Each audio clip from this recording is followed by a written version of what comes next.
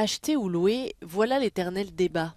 À cause des prix élevés de l'immobilier et de la difficulté d'obtenir un prêt, il est impossible pour beaucoup de Belges de devenir propriétaires. Toutefois, un nouveau plan logement qui permettrait d'acheter un bien après l'avoir loué pourrait aider de nombreuses personnes, sans ou avec peu de capital. Il va louer pendant 5 à 7 ans à un prix défini, à des conditions définies au départ, cette maison ou cet appartement. Et puis au terme de 5 à 7 ans, en fait, va pouvoir constituer cet effort propre et puis, entre guillemets, devenir propriétaire au travers d'un prêt hypothécaire qui sera proposé.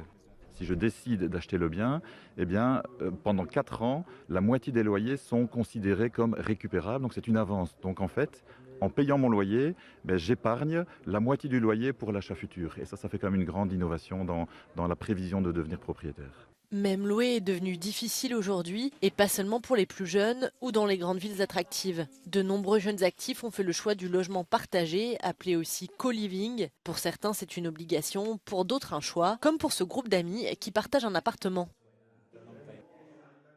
Le co-living se pratique souvent dans de grandes maisons, entièrement rénovées par des entreprises privées. Cette forme de colocation haut de gamme est de plus en plus prisée par les expatriés âgés de 23 à 35 ans.